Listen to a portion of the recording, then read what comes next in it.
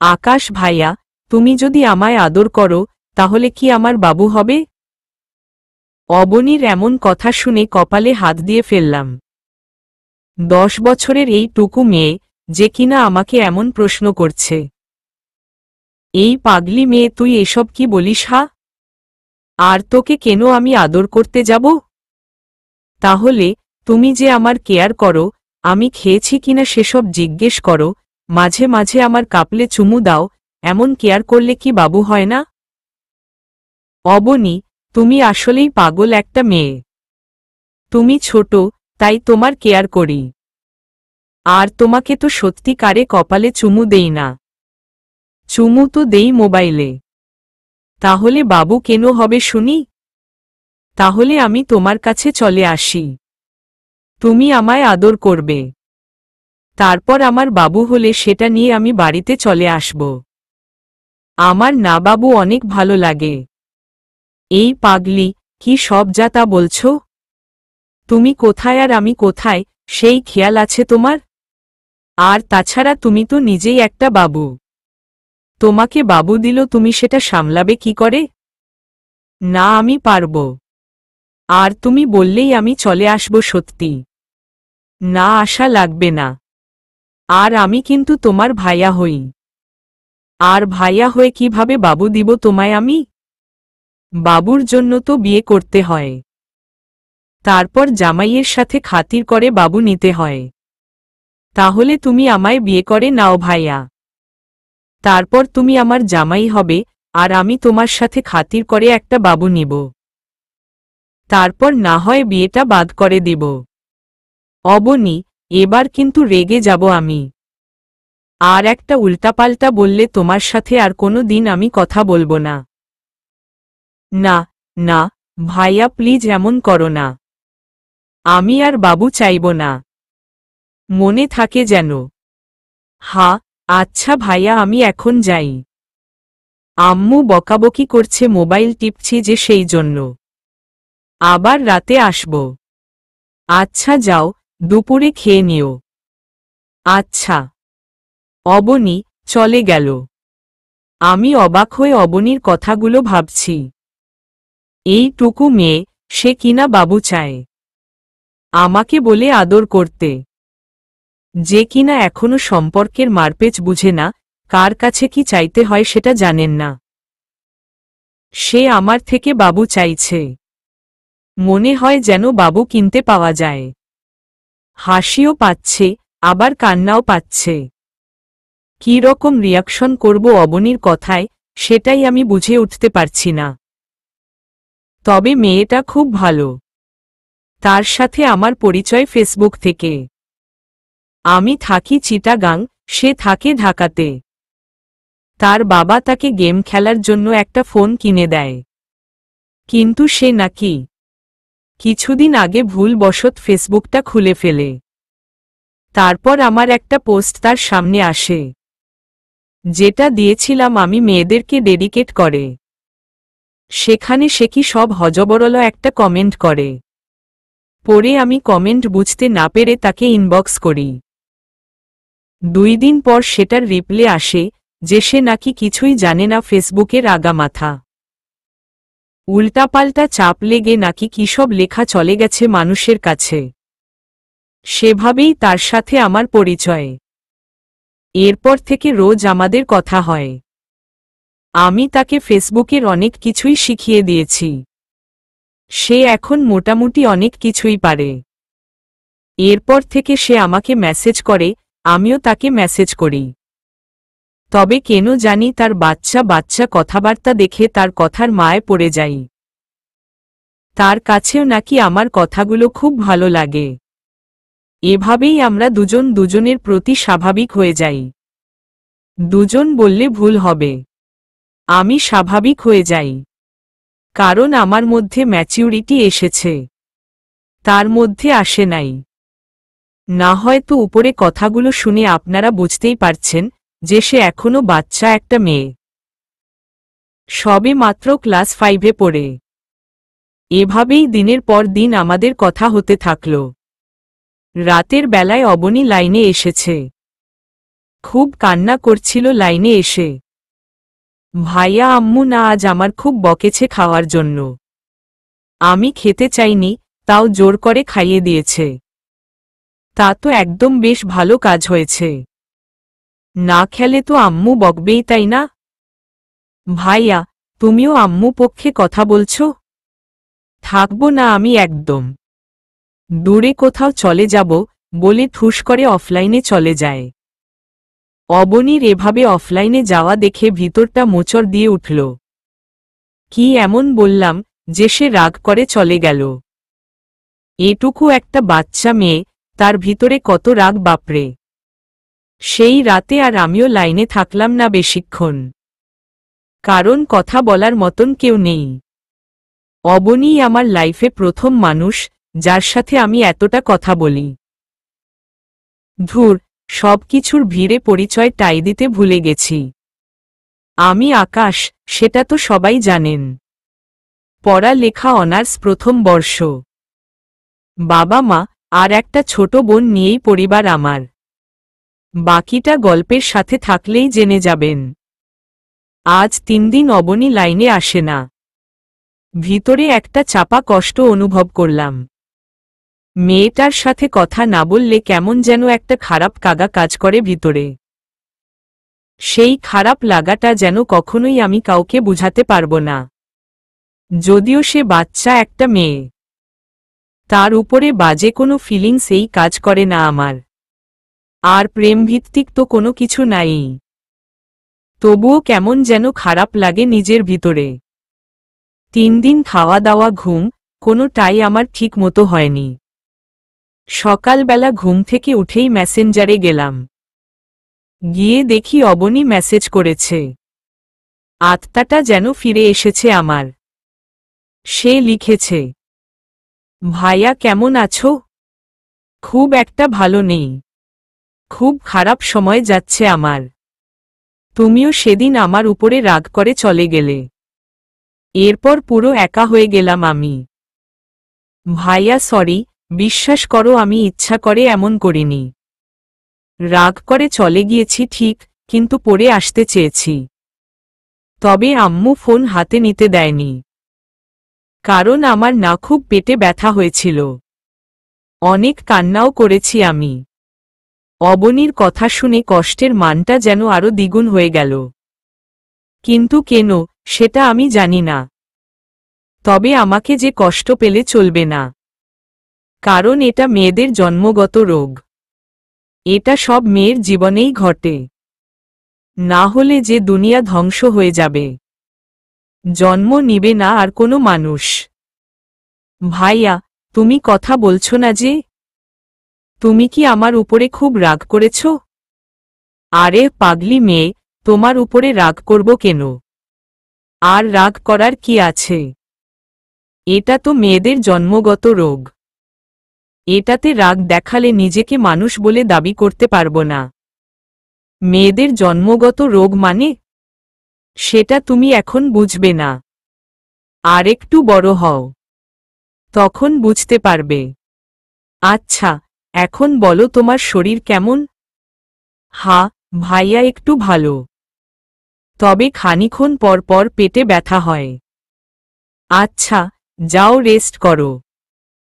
ভাইয়া, আজ 3 দিন পর তোমার সাথে কথা বলতে এলাম, আর তুমি আমায় তাড়িয়ে দিচ্ছ? আরে পাগলি, কি বলছো তুমি এসব? তোমায় তাড়িয়ে দিব কেন? যেখানে তোমার সাথে কথা বলা আমার জীবনের একটা অংশ হয়ে দাঁড়িয়েছে, সেখানে তোমায় আমি তাড়িয়ে দিব? তাহলে যেতে বলছো যে? যেতে বলছি কারণ এখন তোমার রেস্ট দরকার। না, আমি রেস্ট করব না। আমি তোমার সাথে কথা বলবো।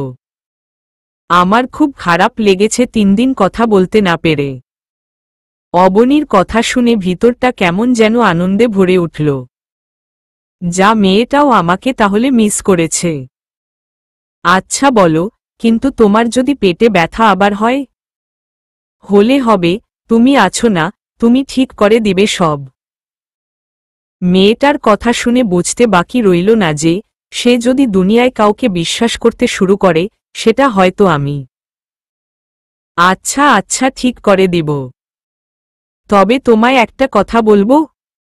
হ্যাঁ বলো ভাইয়া। এই 3 দিন না আমি তোমায় খুব মিস করেছি। তুমি কি আমায় মিস করেছ?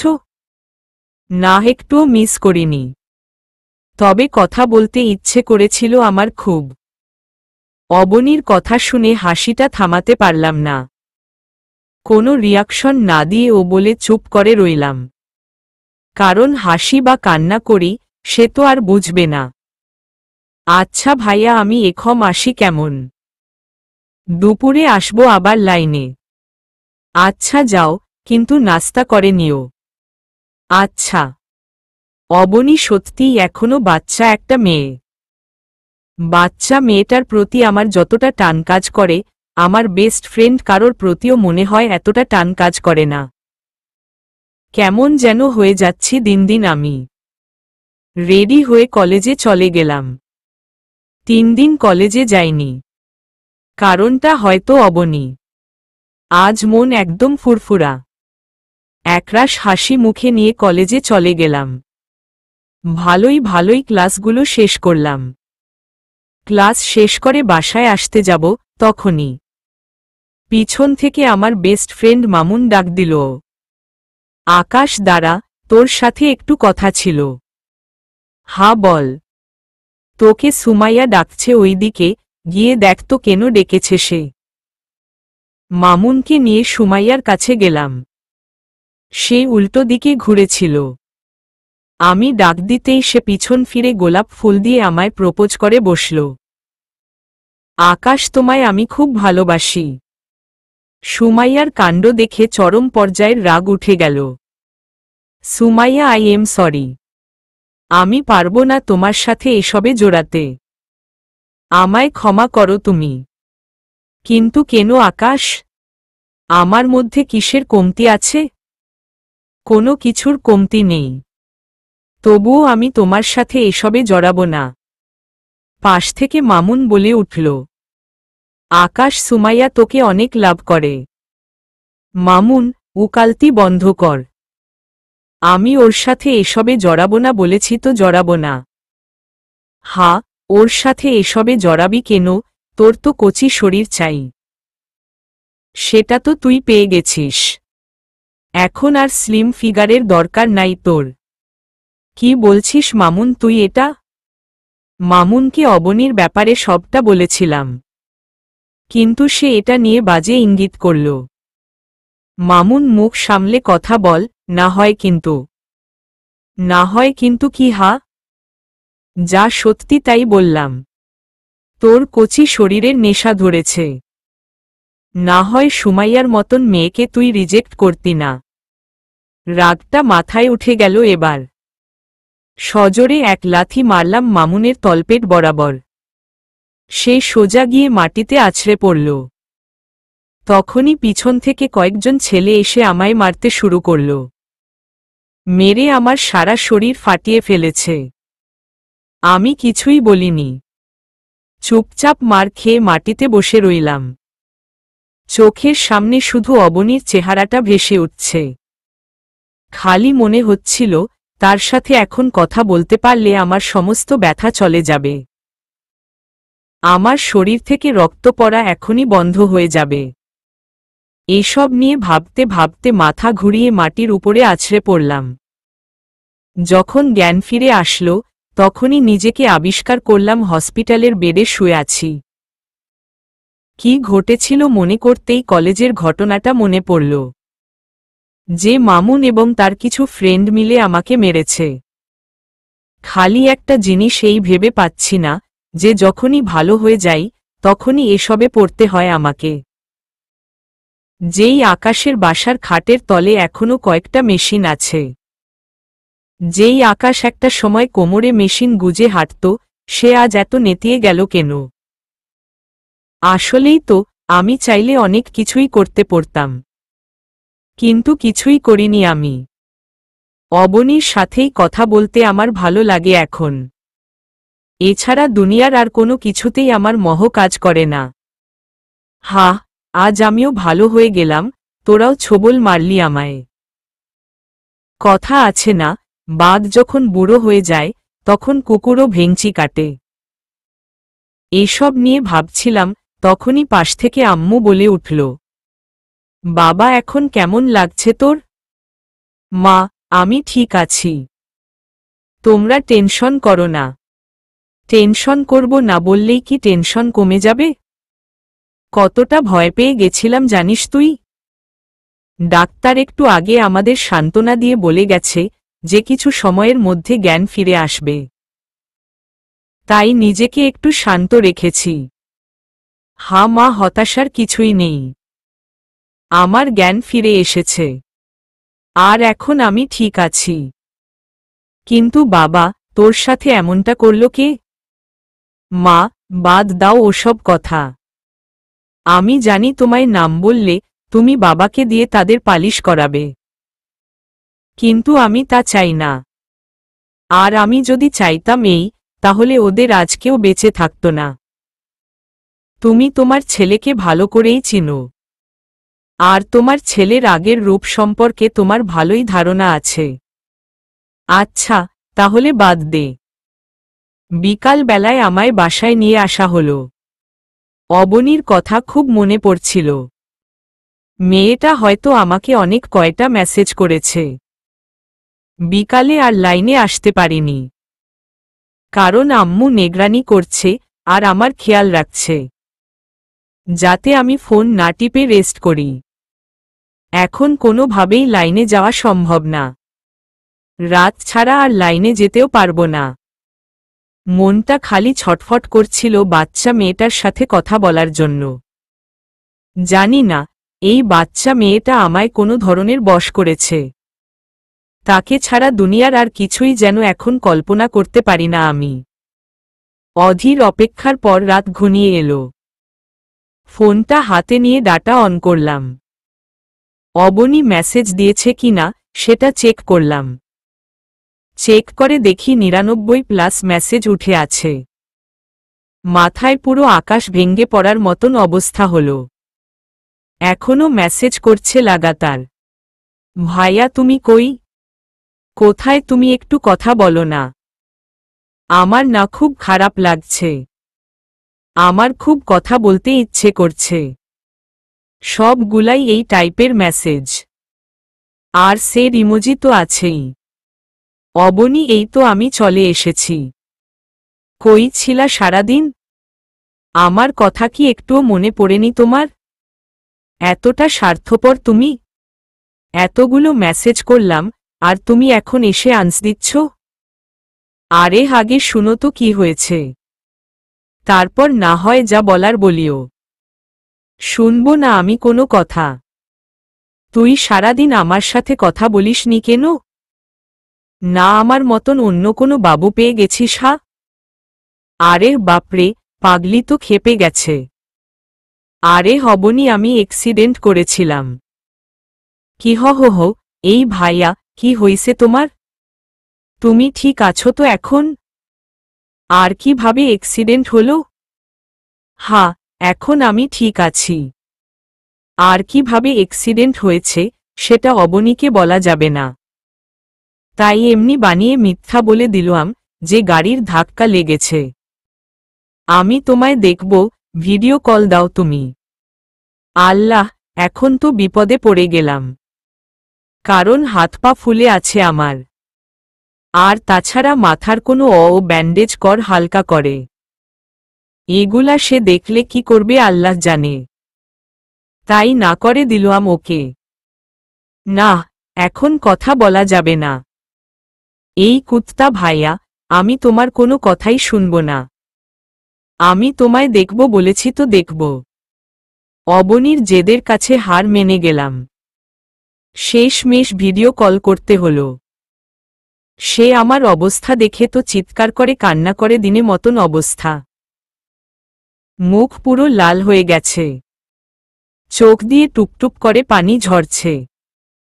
ভাইয়া তোমার খুব কষ্ট হচ্ছে তাই না? আরে পাগলি, তুমি কান্না করছো কিসের জন্য? হা? আমি ঠিক আছি তো। একটু লেগেছে শরীরে, আজ বাদে কাল ঠিক হয়ে যাবে। প্লিজ তুমি কান্না থামাও। ভাইয়া আমার না খুব কষ্ট হয় তোমার কিছু হলে, তোমার সাথে কথা বলতে না পারলে। আমারও তো কষ্ট হয় অবনী। আচ্ছা ভাইয়া কেন হয়, সেটা কি তুমি বলতে পারবে? না, তা তো আমি জানি না। তুমি কি জানো? না, আমিও তো জানি না। তবে আমার এমন মনে হয় যেন আমি এখনই মরে যাব তোমার সাথে কথা বলতে না পারলে। অবনীর কথা শুনে বুকটা কেমন যেন কাঁপা দিয়ে উঠল। মনে হয় যেন সে আমার ভালোবাসার মানুষ। মনে হয় যেন সে আমার এপারোপারের সাথী। কিন্তু হাকিকতে এমন কিছুই নাই আমাদের মাঝে। আর থাকবেই বা কি করে, সে একটা বাচ্চা মেয়ে। তার সাথে এসবে জড়ানো দুনিয়ার সবচাইতে বোকামো কাজ হবে। তাও কৌতূহল করে অবনীকে একটা কথা জিজ্ঞেস করলাম। আচ্ছা অবনী, তুমি কি জানো ভালোবাসা মানে কি? না ভাইয়া আমি জানি না, তুমি কি আমাকে শিখাবে? তাহলে সর্বপ্রথম তোমাকে আমি ভালোবাসব। অবনী কথা শুনে 3000 ভোল্টেজের একটা শকট খেলাম। মেয়ে বলে কি এই সব? বাচ্চা একটা মেয়ে, কিন্তু তার পাকা পাকা কথাবার্তা শুনলে কখনোই মনে হবে না যে সে বাচ্চা। ভাই চুপ করে আছো যে? বলো না, তুমি কি আমায় শিখাবে? আরে পাগলি, তুমি যে আমার সাথে কথা বলতে না পারলে কষ্ট পাও, এটাও তো এক ধরনের ভালোবাসা। সত্যি বলছো? তাহলে তো আমি তোমায় ভালোবাসি হিহি। হ্যাঁ, তুমি আমায় ভালোবাসো। ভাইয়া, আমার না খুব ইচ্ছে করে তোমার কাছে চলে যেতে। বিশেষ করে আম্মু যখন বকা দেয়, তখন ইচ্ছে হয় বাসা ছেড়ে দিয়ে তোমার কাছে চলে যাই। তোমার সাথে থাকি। অবনীর কথা শুনে ভিতরটা নাড়া দিয়ে উঠল।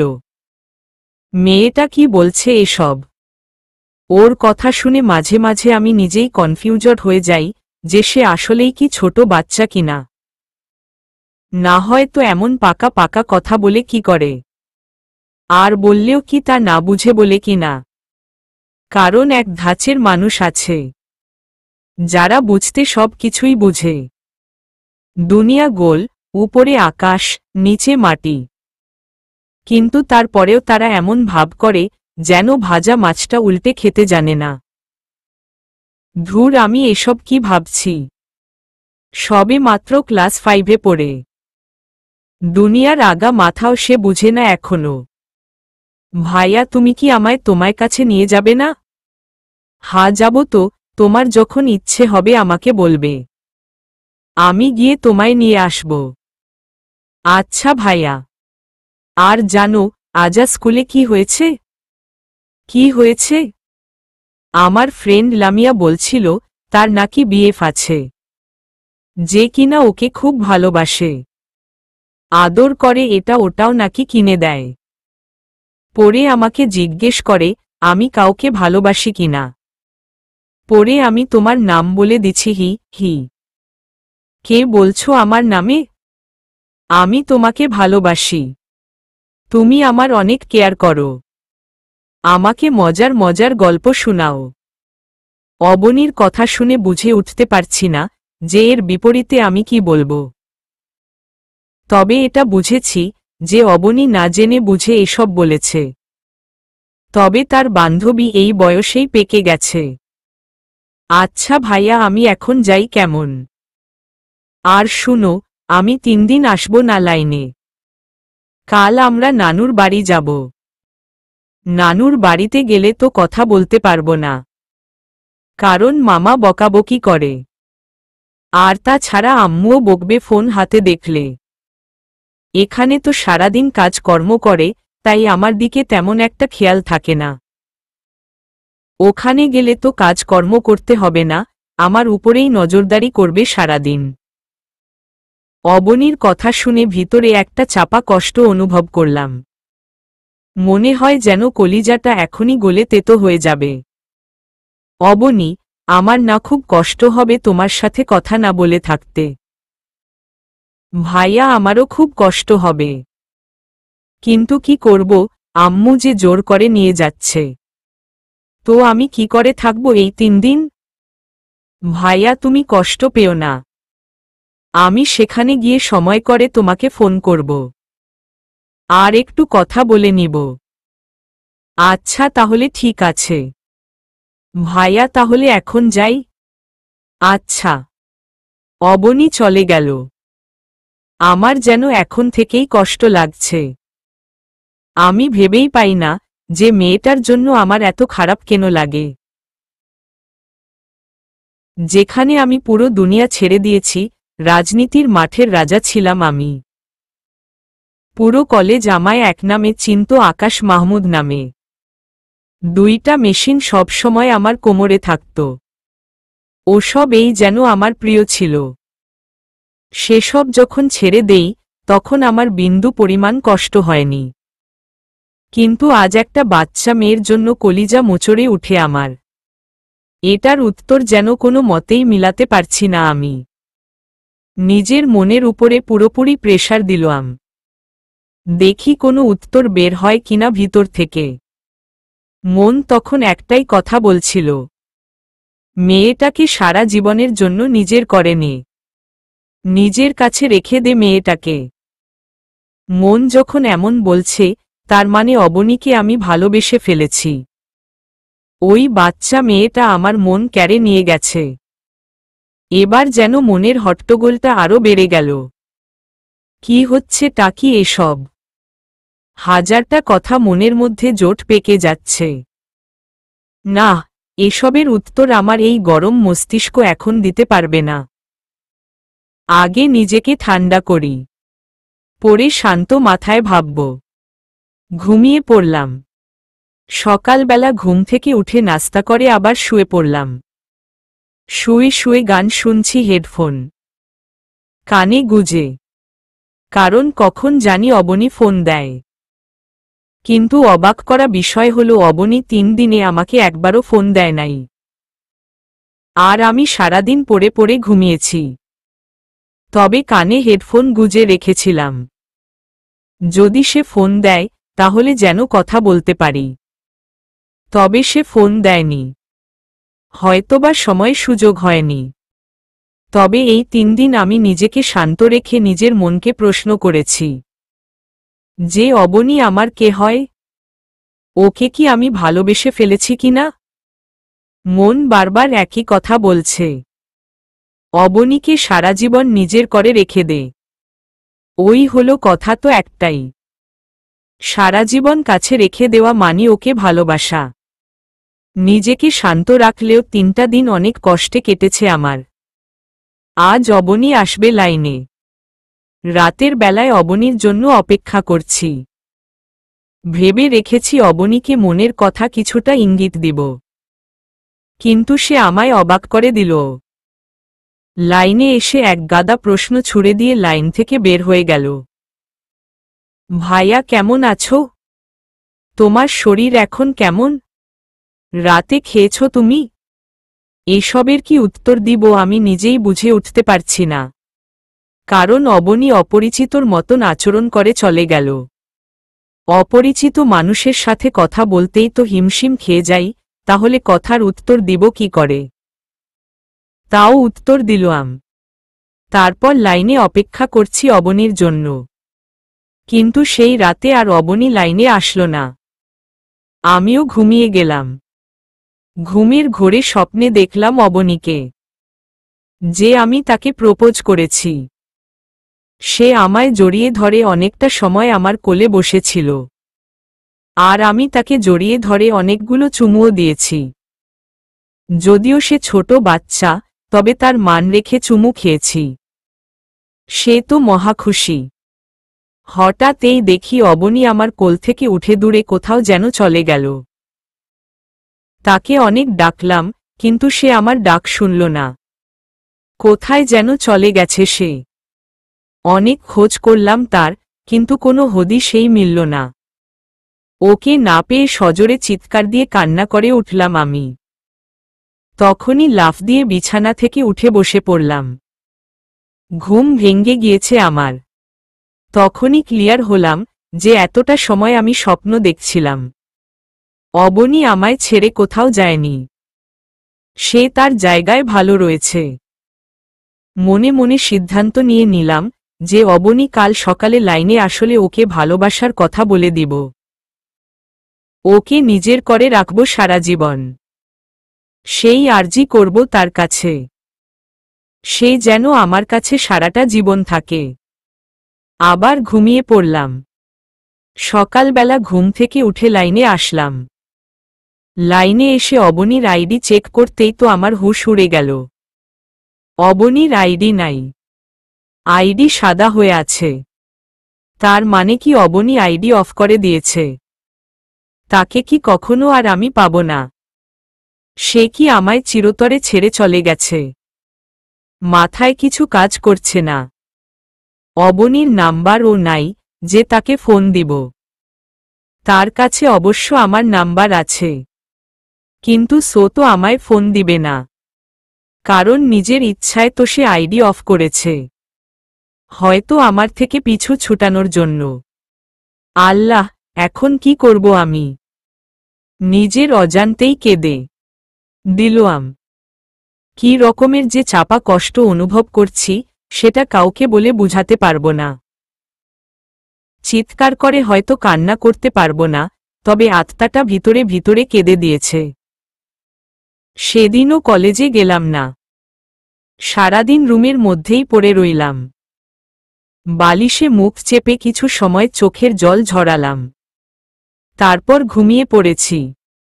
দুপুর হয়ে এসেছে, আম্মু এসে খেতে ডেকে গেল।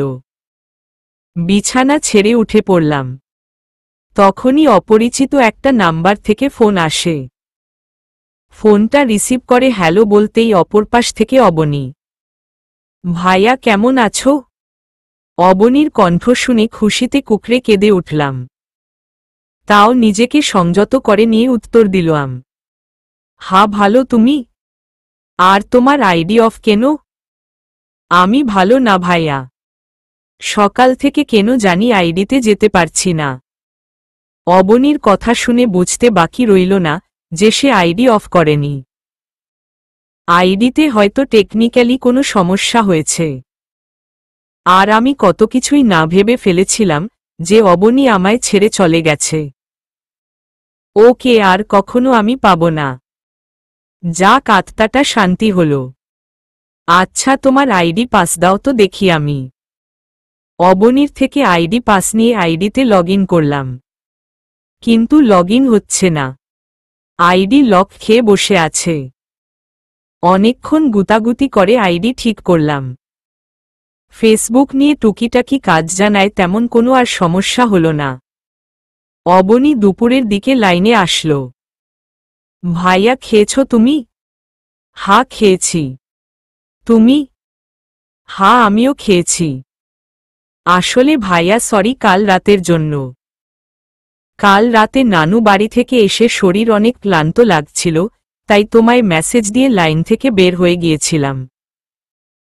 খুশিতে নাগিন ডান্স দিতে ইচ্ছে করছে।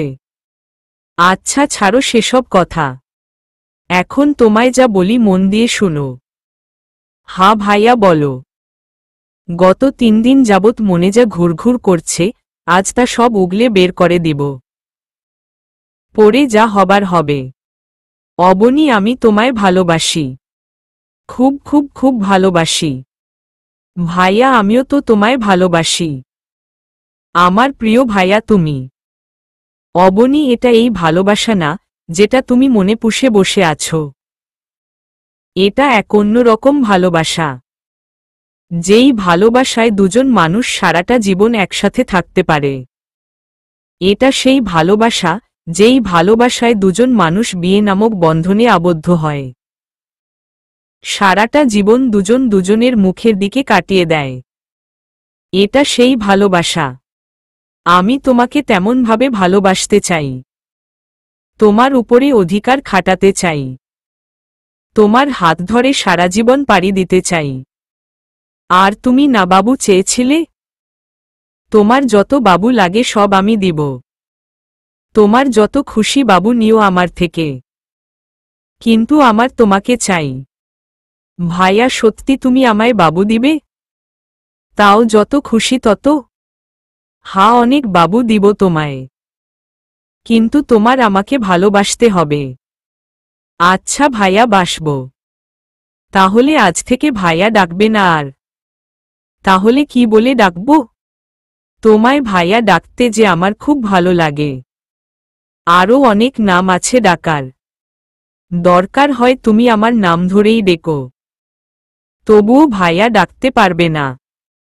আচ্ছা, কিন্তু আমাকে আর কি করতে হবে? তোমার তেমন আর কিছুই করতে হবে না। শুধু কোনো ছেলের সাথে কথা বলবে না তুমি। কোনো ছেলে ভালোবাসি বললে সোজা বলে দিবে তুমি আমায় ভালোবাসো। আচ্ছা ভাইয়া। আবার ভাইয়া ডাকলে কেন? ও সরি আকাশ। আচ্ছা, তোমার ছেলে বাবু চাই না মেয়ে বাবু চাই? আমার দুটোই চাই। তাও 2 জোড়া করে করে। 2টো ছেলে আর 2টো মেয়ে।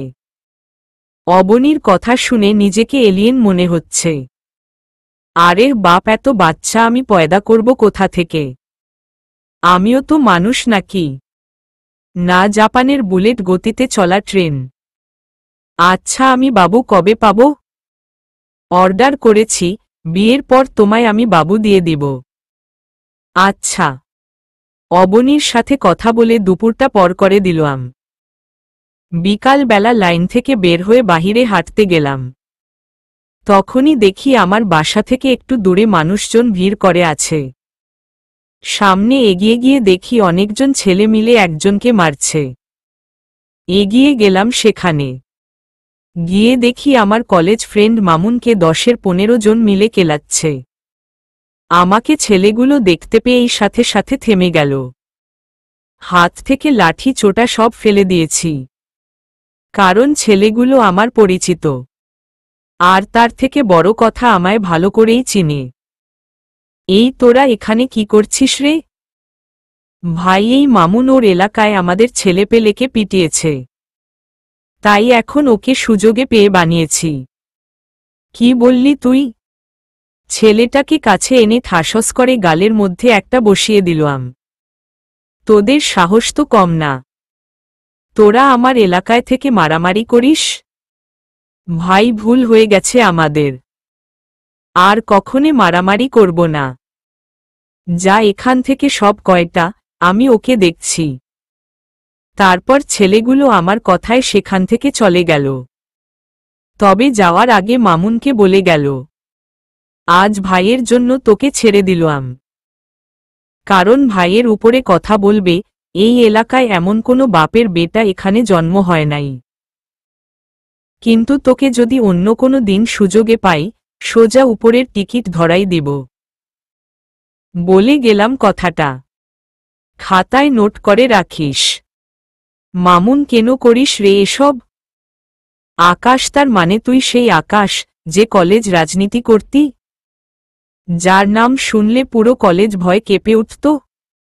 হ্যাঁ, আমিই সেই আকাশ। আমার মুখ থেকে আমার পরিচয় শোনার পর মামুন হা করে আমার দিকে তাকিয়ে আছে। চোখগুলো মনে হয় এখনই বের হয়ে পড়ে যাবে। আকাশ, আমায় মাফ করে দে। আমি জানতাম না তুই এই সেই আকাশ। জানলে খোদার কসম তোর গায়ে কোনো দিন হাত তুলতাম না। আর তুই তো চাইলে সেদিন এই আমাদের মেরে ফেলতে পারতি, কিন্তু তেমন কিছুই তো করিসনি, কারণ জাহেল ছিলাম একটা সময়ে। নামের জন্য অনেক কিছুই করেছি, কিন্তু এখন সেসব ছেড়ে দিয়ে শান্তিতে থাকতে চাই। আর শোন, তোরা যেই পাওয়ারের জন্য দৌড়াদৌড়ি করছিস এখন, একটা সময় সেই পাওয়ার মানুষ আমার থেকে নিয়ে যেত। আর বেশি কিছু বললাম না। ভালো থাক, চললাম। আর পারলে এসব ছেড়ে দে, বলে চলে আসতে ধরলাম। তখনই পিছন থেকে মামুন এসে আমায় ঝাপটে জড়িয়ে ধরে কান্না করে দিল। আকাশ, সত্যি আমি সরি রে। আমি না জেনে তোর সাথে অন্যায় করেছি। আমি যদি জানতাম তুই আকাশ কোনো সাধারণ মানুষ না, তাহলে কোনো দিন তোর গায়ে হাত দিতাম না। অনুতপ্ত হয়েছি সেতেই অনেক। আমার আর কিছু চাই না। মাফ সাফ, সে তো পাগলের কাজ কারবার। আকাশ, তোর মতন মানুষ হয় না। তোর সাথে সারা জীবনের জন্য বন্ধুত্ব করতে চাই রে। সে আগেও ছিল, এখনো আছে। তবে মাঝে ফাটল ধরেছে। তবে তুই চাইলে সেটা কন্টিনিউস করতে পারিস। হ্যাঁ, আমি চাই। সেদিনের পর থেকে মামুন আমার সবচাইতে কাছের বন্ধু হয়ে গেল। তাকে যদি বলি কলিজা কেটে দিতে, সে সেটাও কেটে দিবে। রাতের বেলায় অবনী লাইনে আসলো। তার সাথে অনেকটা সময় কথা বললাম। অনেক খুনসুটি করলাম। তবে সে এখনো বাচ্চা। তাকে আগে প্রস্তুত করতে হবে আমার জন্য। তবে রিলেশনের জীবনটা শুরু হয়ে গেছে। শুধু অবনীকে আমার জন্য গড়ে তোলা বাকি। রিলেশনের বয়স আজ 4 বছর 2 মাস। অবনী ক্লাস 9-এ পড়ে এখন। তাকে পুরোপুরি তৈরি করে নিয়েছি নিজের মতন। সে এখন সবটাই বুঝে যে আমি তার কে, তার সাথে আমার কেমন সম্পর্ক, মোটামুটি পাকাপোক্ত হয়েছে এখন। তাকে যদি কেউ জিজ্ঞেস করে ভালোবাসা কি, সে হয়তো আমার থেকেও ভালো করে সেটার মিনিং বলতে পারবে। হঠাৎ একদিন অবনী বায়না করে বসে, যে করেই হোক 2-1 দিনের মধ্যে তার সাথে দেখা করতে হবে আমার। এর আগে কোনো দিন আমরা দেখা করিনি। ভিডিওতেই কথা হয়েছে আমাদের।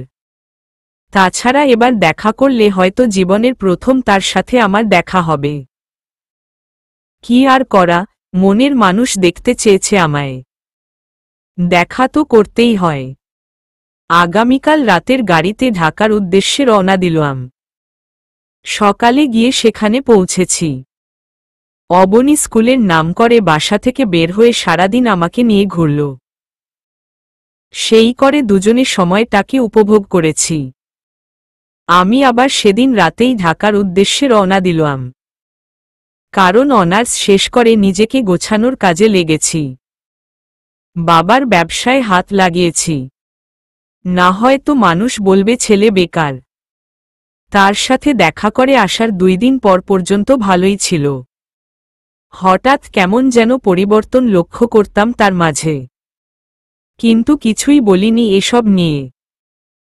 কারণ ইদানিং কাজের চাপে বেশি, তাই বেশি একটা সময় দিতে পারতাম না তাকে।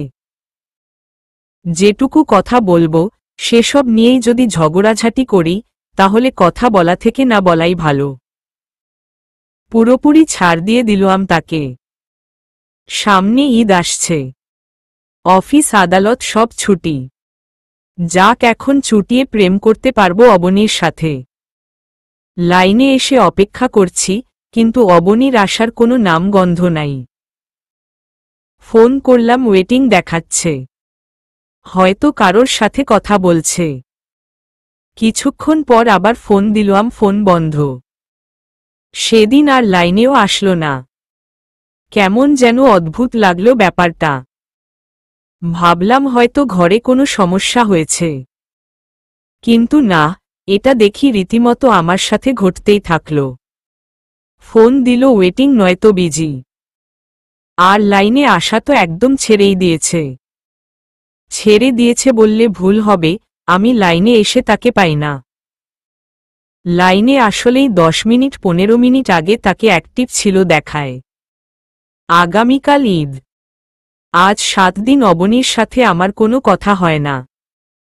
ঈদের দিন অনেকবার ট্রাই করলাম অবনীর সাথে কথা বলতে, কিন্তু কোনোভাবেই যোগাযোগ করতে পারলাম না। দুপুর বেলা হঠাৎ দেখি অবনী আমায় নিজ থেকে ফোন দিয়েছে। আমি তো আমাবস্যার চাঁদ হাতে পেয়েছি মতন অবস্থা। ফোনটা রিসিভ করলাম।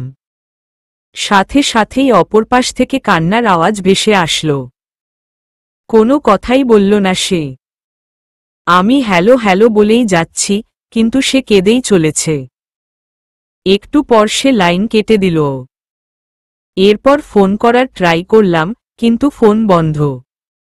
মাথাটা পুরো হ্যাং হয়ে গেল আমার। কি সব ঘটছে আমার সাথে, কোনো কিছু যেন ভেবে পাচ্ছি না আমি। আজ এতদিন পর যোগাযোগ হলো, তাও সে কান্নাকাটি করে ফোন রেখে দিল। কাহিনীটা কি? হঠাৎ এই মনে হলো তার আইডিতে গিয়ে দেখি, হয়তো সেখানে কোনো উত্তর পাব। লগ ইন করে অবনীর আইডিতে ঢুকলাম। আইডিতে ঢুকে যা দেখলাম, তাতে তো আমার পায়ের নিচ থেকে মাটি সরে গেছে মতন অবস্থা। মেসেজের সবার উপরের লিস্টে একটা নাম জান দিয়ে সেভ করা। আইডিটাতে গিয়ে দেখলাম ছেলেটার নাম রাজ। তার সাথে অবনীর অনেক কথাই হয়েছে, আর তারা অনেকদিন ধরেই কথা বলছে। কি মিষ্টি মিষ্টি আলাপ দেখতে পেলাম তাদের মাঝে। এসব দেখে যেন পায়ের রক্ত মাথায় উঠে গেল। আজ একটা ঈদের দিন, অথচ শান্তি মতন ঈদটাও কাটাতে পারলাম না আমি। এসব দেখে তো গা জ্বলে পড়ে যাচ্ছে আমার।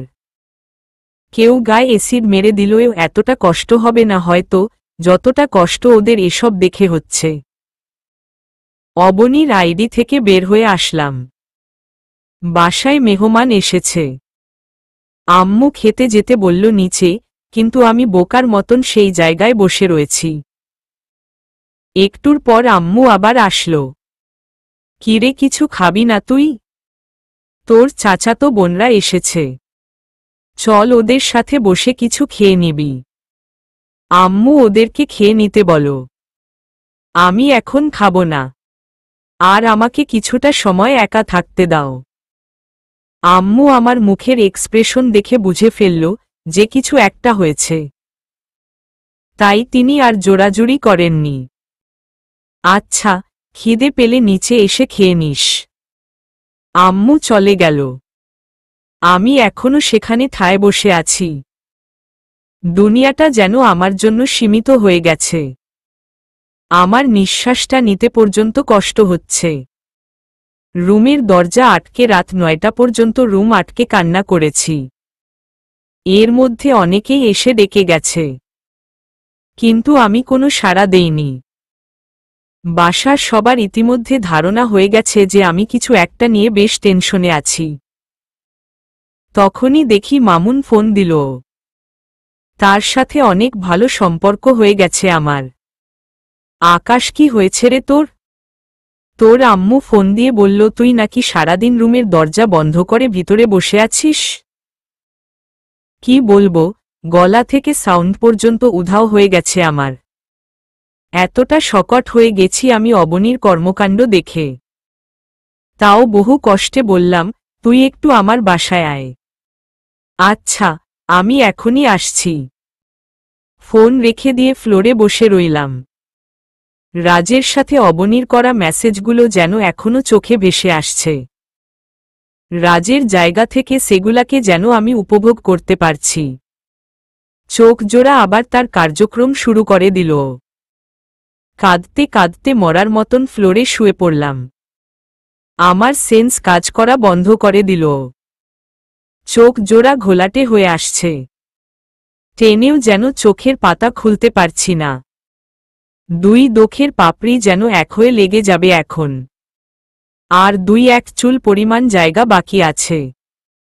হঠাৎ অনুভব করলাম কেউ আমাকে কোলে করে খাটে নিয়ে যাচ্ছে। আম্মু আব্বু আমার এই অবস্থা দেখে তো কেন্দে কেটে দুনিয়াদারি একাকার করে ফেলছে। কেউ মাথায় পানি দিচ্ছে, কেউ হাতে মাসাজ করছে। অনেকটা সময় পর স্বাভাবিক হয়ে এলাম।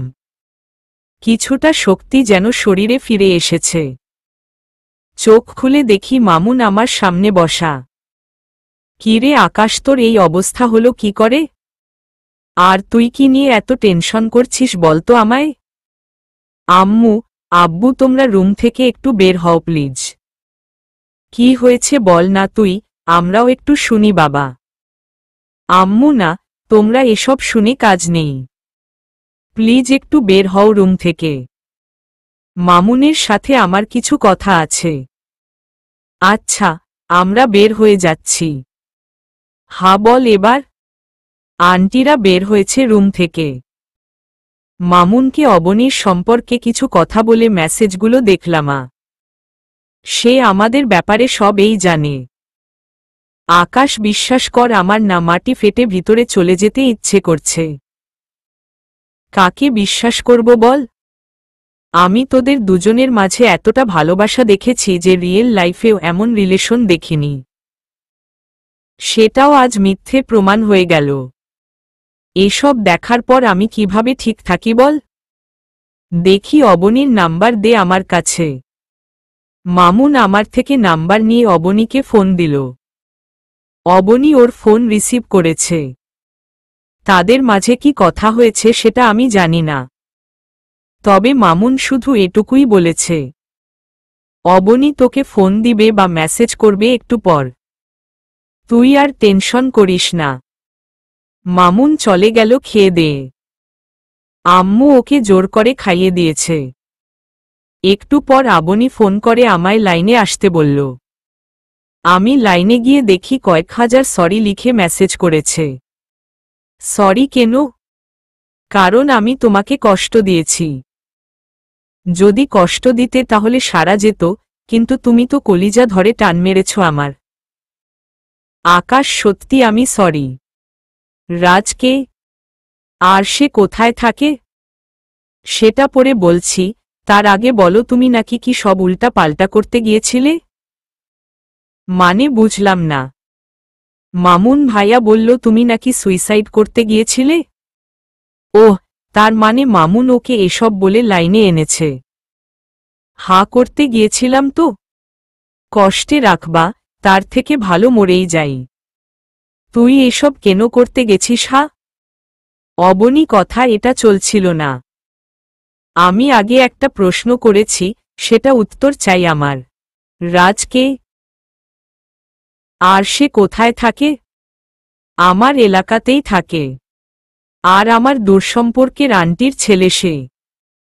সে যাই হোক, তার সাথে তোমার সম্পর্ক কতদিন ধরে চলছে? রাজ, ওর সাথে আমার তেমন কোনো সম্পর্ক নেই, তবে সে আমায় ভালোবাসে। অনেক কান্নাকাটি করেছে আমার সামনে, যেন আমি তার সাথে কথা বলি। সেই জন্য আমি তার সাথে কথা বলি, কিন্তু কিভাবে যেন আমার মন স্লিপ খেতে শুরু করে। কিন্তু বিশ্বাস করো, আমি তোমায় এই ভালোবাসি। হাসালে অবনী তুমি। আমি তোমাদের সমস্ত মেসেজ দেখেছি। আমাকে তোমার বোকা মনে হয় তাই না অবনী? না, আমি কিছুই বুঝি না। তোমাদের মাঝে কিছু আছে কি নাই সেটা মেসেজ দেখেই বুঝে নিয়েছি আমি। আকাশ, প্লিজ আমায় ক্ষমা করে দাও। আমি সত্যি জেনে বুঝে এসব করিনি। বিশ্বাস করো, শুরুতে আমি ওর সাথে কথা বলতেই চাইনি, কিন্তু পরে কেমন করে যেন সে আমায় ফুঁসিয়ে ফাঁসিয়ে ফুটবল করে ফেলে তার প্রতি। তাই তার উপরে ঝুঁকে পড়ি আমি। আমি আর কখনো ওর সাথে কথা বলবো না। প্লিজ আকাশ, তুমি আমায় এবারের মতন একটা সুযোগ দাও। আর কোনো দিন তুমি আমায় কোনো অভিযোগ দিতে পারবে না। এমন করে চলবো আমি এখন থেকে। অবনী, আমার খুব ঘৃণা হচ্ছে তোমাদের ওসব মেসেজ দেখার পর থেকে। তবুও তোমায় আমি ভালোবাসার খাতিরে একটা সুযোগ দিতে চাই, তবে সেটা যেমন তেমন সুযোগ না। তোমাকে আমায় বিয়ে করতে হবে। আকাশ, কি বলো এসব? আমার বয়স অনুযায়ী আমি এখনো বাচ্চা, আর তুমি বলছো তোমায় বিয়ে করে নিতে। এত কিছু বুঝি না আমি। তুমি আমায় বিয়ে করবে কি করবে না? না হয় কিন্তু অঘটন ঘটিয়ে ফেলবো আমি। না না, প্লিজ তুমি উল্টাপাল্টা কিছু করিও না। আমি তোমায় বিয়ে করব। তাহলে রেডি হয়ে থাকো। সপ্তাহ 10 দিনের মধ্যে আমি তোমায় করতে নিয়ে গিয়ে বিয়ে করব। বাকিটা পরে সবাইকে জানিয়ে দিব। আচ্ছা। আর কি বলেছি মাথায় থাকে যেন। আজকের পর রাজের সাথে কথা বলা তো দূরের কথা, তুমি ওর ছায়াও পাড়া দিতে পারবে না। আচ্ছা বাবা, এখন তো একটু শান্ত হও। আমি শান্তই আছি, তাও ভিতরে ভিতরে রাগ কাজ করছে। কিন্তু অবনী সেটা আমার ভিতর থেকে মিনিট 10 মধ্যেই দূর করে দিল, কারণ সে জানে আমার দুর্বলতা কোথায়। আমার বশ করার টেকনিক ও সে অর্জন করে নিয়েছে। অনেকটা সময় কথা বললাম অবনীর সাথে।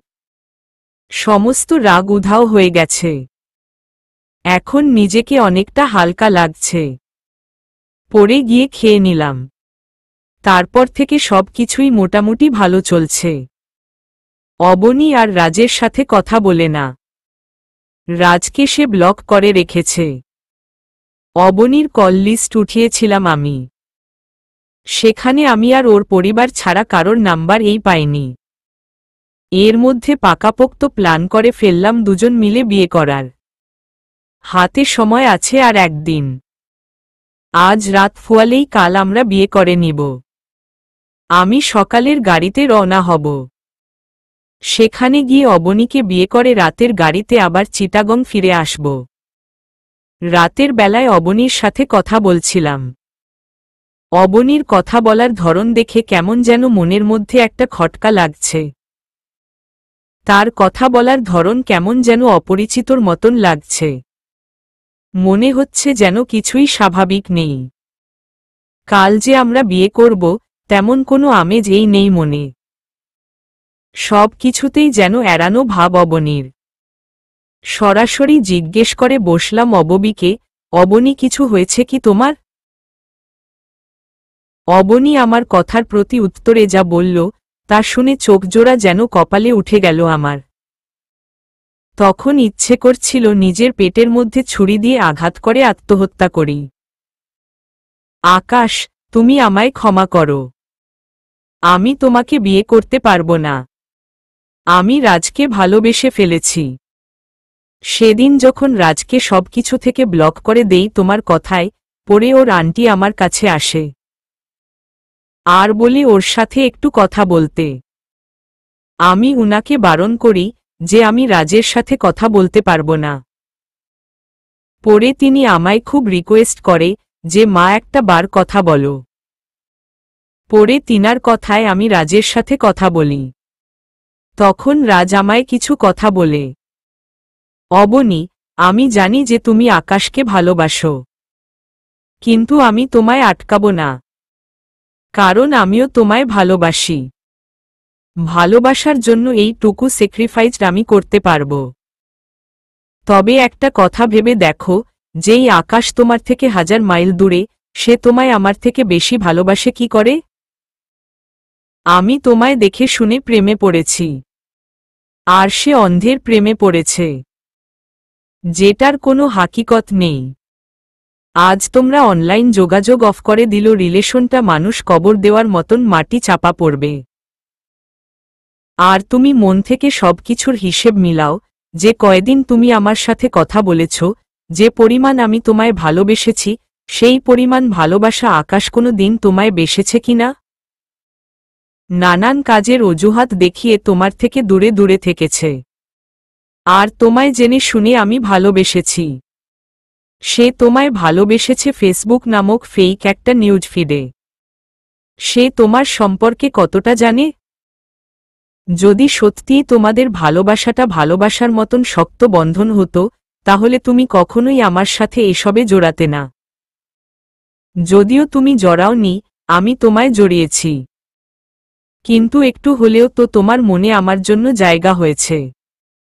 সো এবার তুমি ঠিক করো কি করবে তুমি। তবে আমি তোমার অপেক্ষায় থাকব। ভালো থেকো। সে ফোন কেটে দেয়। তার কথাগুলো আমি ভাবতে থাকি কিছুটা সময় নিয়ে। তখন সত্যিই আমি বুঝে গেছি সে আমায় ভালোবাসে। আর তুমি আমায় নানান কাজের অজুহাত দেখিয়ে অবহেলা করেছ। না হয়তো তার জন্য আমার মনে জায়গা হলো কেন? তারপর থেকে অন্য একটা আইডি খুলে তার সাথে যোগাযোগ করি আমি। সে আমায় ভালোবাসা দিয়ে আমার মনে জায়গা করে নিয়েছে, যেই জায়গাটা একটা সময় তোমার জন্য ছিল। আকাশ, আমায় ক্ষমা করে দাও। আমি তোমার সাথে আর কোনো সম্পর্ক রাখতে চাই না। আর বিয়ে তো বহু দূরের কথা। বিয়ে যদি করতেই হয় তাহলে আমি রাজকে বিয়ে করব। তবে তোমায় ধন্যবাদ আমায় ভালোবাসা নামক সম্পর্কটা শিখিয়ে দেওয়ার জন্য।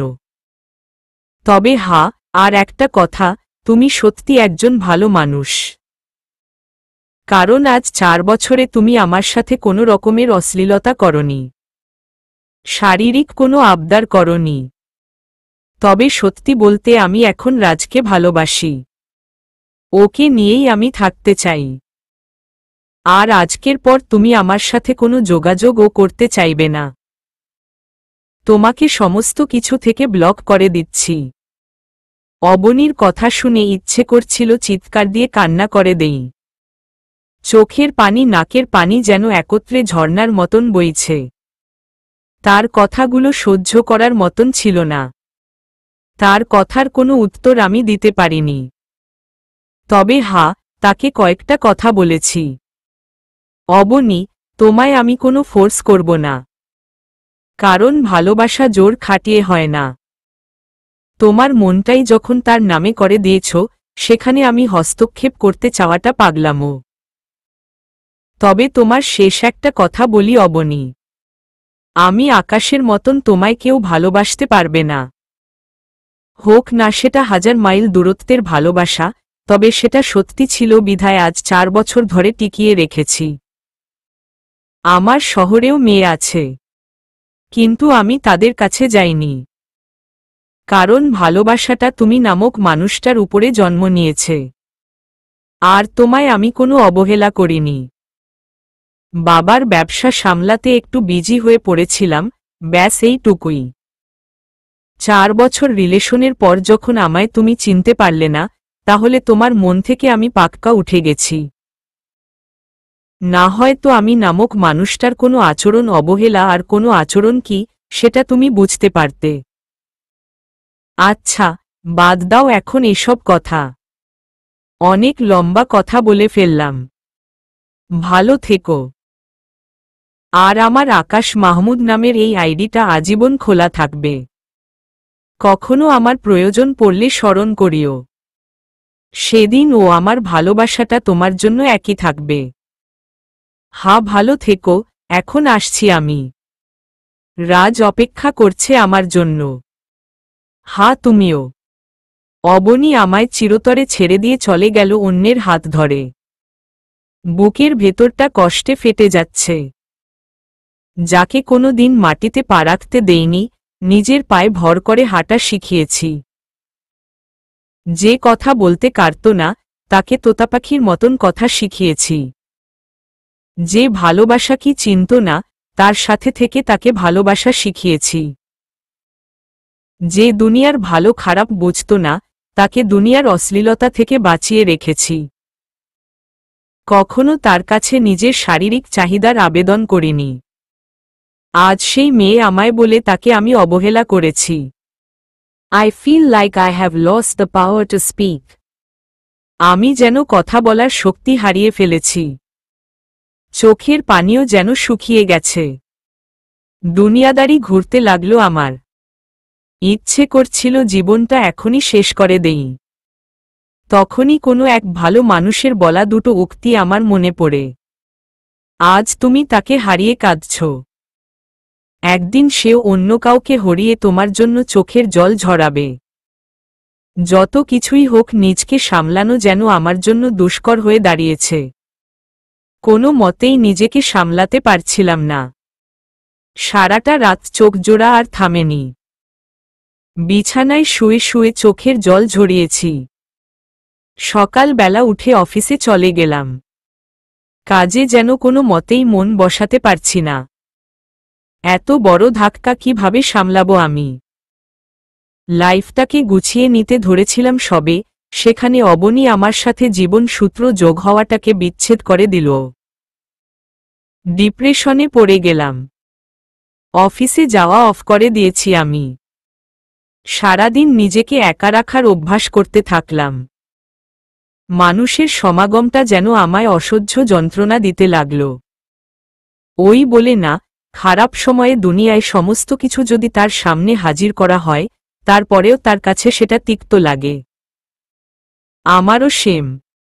মা বাবাও বুঝে নিল আমার কিছু একটা হয়েছে। আব্বু আমার এই হাল দেখে জিজ্ঞেস করেই ফেললেন, আকাশ তোর কি হয়েছে? বেশ কিছুদিন ধরে লক্ষ্য করছি তুই কেমন যেন মন মরা হয়ে আছিস। ঠিকঠাক খাওয়া দাওয়া করিস না, কারোর সাথে কথা বলিস না, অফিসেও যাচ্ছিস না, কারণ কি বাবা? কোনো সমস্যা হয়েছে কি তোর? বাবা, সমস্যা যা হয়েছে তুমি সেসব শুনলেও সলিউশন দিতে পারবে না। তার থেকে ভালো আমায় একা থাকতে দাও। আকাশ, আমি তোর বাবা, আমায় একবার বলেই দেখ খালি, সেটা যদি দুনিয়ার সব চাইলে কিমতি চিজ হয়, তাও তোকে সেটা আমি এনে দিব। বাবা, আমি এক মেয়েকে আজ 4 বছর ধরে ভালোবাসি।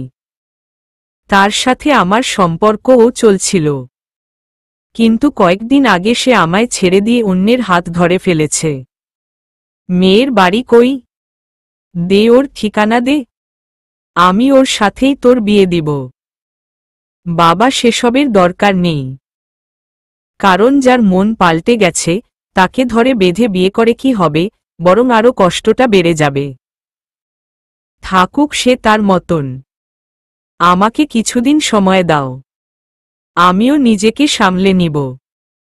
ওকে, তোর যেমন ইচ্ছা, তবে একদম ভেঙ্গে পড়া চলবে না। আর তোর খালাতো বোন তিশা তো আছেই, ওর সাথেই তোকে বিয়ে দিব। মেয়েটা একদম পারফেক্ট তোর জন্য। বাবা, প্লিজ, একা থাকতে চেয়েছি। আচ্ছা সরি। একা রেখে কিছুদিন নিজেকে সামলানোর চেষ্টা করলাম, কিন্তু তাতে আরও দিন দিন ভেঙ্গে পড়ছি আমি। কষ্টের মাত্রাটা যেন আরও বাড়তে লাগল। কোনো মতেই অবনীকে ভুলতে পারছিলাম না আমি। রোজ অপেক্ষা করতাম তার মেসেজের জন্য, হয়তো আজ সে মেসেজ দিবে, আজ সে সরি বলে আমার সাথে সব ঠিক করবে। কিন্তু প্রতিদিন আমি নৈরাশ হতাম। আজ 1 মাস হতে চলল, কিন্তু অবনীর কোনো রেসপন্স পেলাম না। কেমন যেন পাগলের মতন হয়ে যেতে লাগলাম দিন দিন। অনেক রকম উপায় ট্রাই করেছি নিজেকে শান্ত রাখার। অবনীর আইডিটা আমার কাছেই ছিল। 2 আইডি 2 ওয়েবসাইটে রেখে নিজেই নিজেকে মেসেজ করতাম। কলিজা, ভালো আছো? কলিজা, কি করো? কিন্তু তাতেও যেন আমার যন্ত্রণা কমাতে পারলাম না। নিজেকে পুরোপুরি সমাজ থেকে আলাদা করে ফেলেছি। না যাই অফিসে, না করি কোনো কাজ, খেয়ে দিয়ে রুমেই পড়ে থাকি সারাদিন। আজ 7 মাস হতে চলল অবনী আমায় ছেড়ে চলে গেছে। ফেসবুকে যাওয়াও কমিয়ে দিয়েছি। কার সাথে কথা বলবো আমি? কেউ তো নেই। ফেসবুকে গেলেই অবনীর আইডি থেকে নিজেকে মেসেজ করি। এটা ছাড়া কোনো কাজ নেই আমার। কেউ আমাকে মেসেজ করে না, আমিও কাউকে করি না। রোজ নামাজ পড়ে একটাই দোয়া করতাম আল্লাহর কাছে, আল্লাহ, অবনীর আইডি থেকে আজ নিজেকে নিজে মেসেজ করি, একদিন যেন সত্যিকারে অবনী আমাকে তার আইডি থেকে মেসেজ করে। সে যেন আবার আমার জীবনে ফিরে আসে।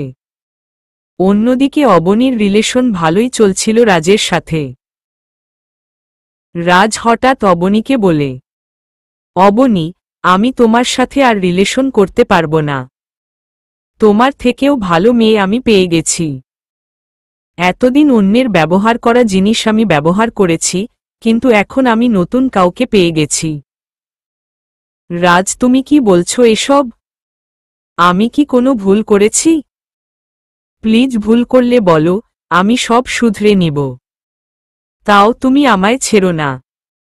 আমি তোমার জন্য আকাশকেও ছেড়ে দিয়েছি। সেটাই তো তোর বড় ভুল। তুই দ্বিতীয় ব্যক্তির জন্য প্রথম ভালোবাসাকে ঠুকরে দিয়েছিস। তুই কোনো কাতারের ভালোবাসিস আমায়, সেটা আমি বুঝে নিয়েছি। রাজ, প্লিজ এমনটা করো না আমার সাথে। আমি তোমার পায়ে পড়ি। এই বেয়াদবের বাচ্চা, আর একটা বার যদি এসব নিয়ে কানের সামনে পেপে করিস, তাহলে সোজা তোর গালের চামড়া চুলে ফেলব। রাজ, তুমি আমায় মারতে ইচ্ছে হলে মারো, যাই ইচ্ছে হয় করো, কিন্তু প্লিজ আমায় ছেড়ে যেও না। তোমায় ছাড়া আমি থাকতে পারবো না। আরে পারবি পারবি, থাকতে আরো ভালোই পারবি। আর আসল কথা হচ্ছে, তোর সাথে রিলেশন রাখার কোনো ইচ্ছেই নেই আমার। তুই একটা থার্ড ক্লাস মেয়ে। তোর থেকে ভালো মেয়ে পেয়ে গেছি যখন আমি, তাহলে তোর আর দরকার কি আমার? শোন, এত কথা বলতে চাই না আর আমি তোকে। সোজা সোজা নিজের রাস্তা মাপ। আকাশের সাথে কবার বিছানায় গেছিস তার কি কোনো ঠিক আছে নাকি? হা? আর তুই কি ভেবেছিস আমি তোকে বিয়ে করব? তাহলে সেটা ভুল, আমি তোকে কখনোই বিয়ে করব না। অন্যের ব্যবহার করা জিনিস আমি আমার জীবনে আনব না। বায়, ভালো থাক বলে অবনীর সাথে সমস্ত যোগাযোগ অফ করে ফেলে। অবনী তো পুরো ভেঙ্গে পড়েছে রাজের এইরূপ আচরণ দেখে। সে রাজের জন্য আকাশকে ছেড়ে দিয়েছে।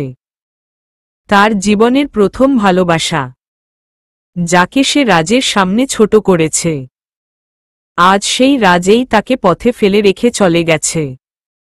রাজের এরূপ আচরণ দেখে আকাশের কথা তার খুব মনে পড়ছে।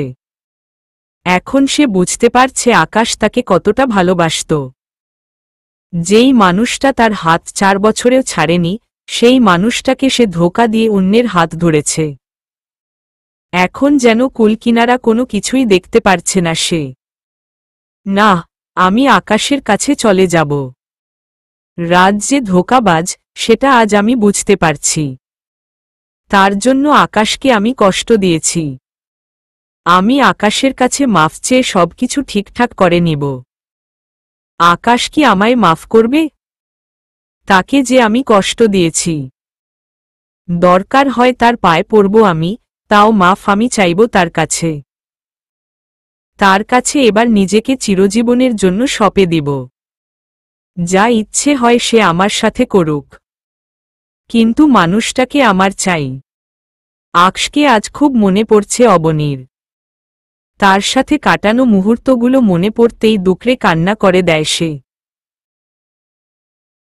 হে আল্লাহ, কত বড় ভুলটাই না আমি করেছি। দেখতে দেখতে 1 বছর হতে চলল। আজ বাদে কাল আমাদের বিচ্ছেদের 1 বছর পূর্ণ হবে। আল্লাহকে এত করে বললাম, কিন্তু তিনিও আমার কথা শুনলেন না। আমায় খালি হাতে ফিরিয়ে দিল।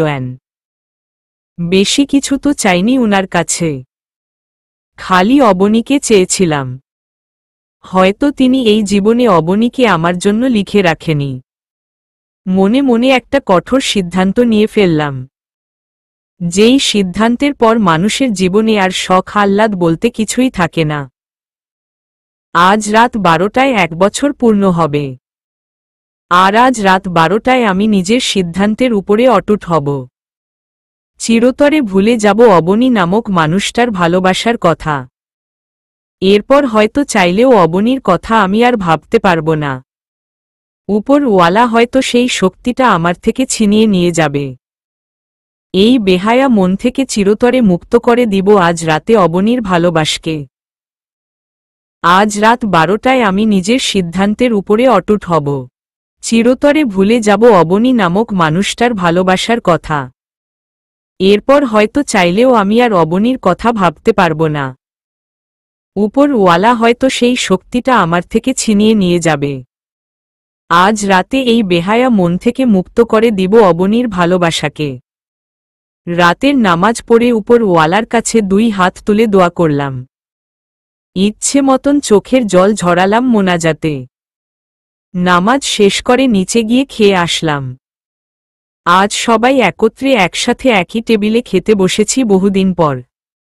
অনেকটা সময় আম্মু আব্বুর সাথে কথা বললাম। আকাশ, তোর ডিপ্রেশনের মাত্রা দিন দিন বেড়ে যাচ্ছে। বাবা প্লিজ এখানে থেকে বেরিয়ে আয়। হ্যাঁ বাবা, বেরিয়ে আসব। আজ 1 বছর পূর্ণ হবে আমাদের। আজকেই শেষ দিন ডিপ্রেশনটাকে ভিতরে পুষে রাখার। আজকের পর আমি আর কোনো দিন ডিপ্রেশন নিব না। বাবা মায়ের সাথে কিছুটা সময় কথা বলে উপরে চলে আসলাম। এসে ফেসবুকে ঢুকে বসে আছি আশা নিয়ে, যদি 1 বছর পূর্ণ হওয়ার আগেই অবনী ফিরে আসে। কিন্তু না, সে ফিরে আসেনি। 12টা বাজতে চলল। আমি অবনীকে পুরোপুরি ভুলে যেতে প্রস্তুত এখন। চোখের পানি টুপটুপ করে পড়ছে।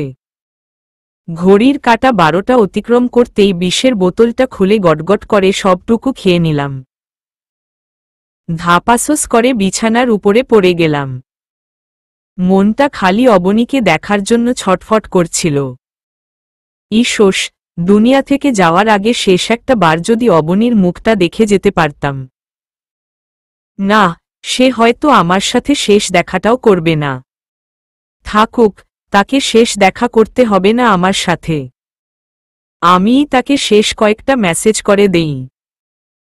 কোনো দিন যদি তার মনে পড়ে আমার কথা, তখন সে আইডিতে এলে দেখতে পারবে যে আমি আকাশ আর দুনিয়ায় নেই। বিষটা পেটে যেতে না যেতেই শরীরটা কাবু করে ফেলেছে আমার। শরীরটা নাড়াচাড়াও করতে পারছি না। চোখ মুখ কেমন যেন অন্ধকার হয়ে আসছে। তাও বহু কষ্টে ফোনটা হাতে নিয়ে অবনীকে মেসেজ করতে ধরলাম। তখনই অবনীর আইডি থেকে মেসেজ আসলো, কলিজা, আমায় মাফ করে দাও। আমি তোমার কাছে ফিরে যেতে চাই। অবনীর মেসেজ দেখে মনটা খুশিতে ভরে গেল। কিন্তু আফসোস, সে দেরি করে ফেলেছে। তোমায় একটু ভিডিও কল দিব অবনী? হা কলিজা, দাও। ভিডিও কল দিয়ে অবনীকে নিজের চেহারাটা দেখালাম। মুখ থেকে অনবরত রক্ত আর ফেনা বের হচ্ছে। এতটা কষ্ট হচ্ছে যেন কলিজাটাও এখন বের হয়ে যাবে। আকাশ, কি হয়েছে তোমার? তোমার মুখ থেকে রক্ত কেন বের হচ্ছে? নিজেকে শেষ করে দিয়েছি অবনী। আজ রাত 12টা বাজেই আমাদের বিচ্ছেদের 1 বছর পূরণ হয়েছে। অনেক দিন তো তোমার পথ চেয়ে বসেছিলাম, কিন্তু জানো, আমি না আর সহ্য করতে পারিনি। অনেক কষ্ট লাগতো তোমার জন্য। তাই আজ সমস্ত কষ্টকে একেবারে দূর করে দিলাম। মৃত্যুর অমৃত পান করেছি আমি। আকাশ, তুমি কি করলে এটা? ও কলিজা, তুমি এমনটা কেন করলে? আমি এখন কার কাছে যাব? আকাশের অবস্থা দেখে অবনী চিৎকার করে কান্না করে দেয়। সময় থাকতে আমায় বুঝলে না অবনী?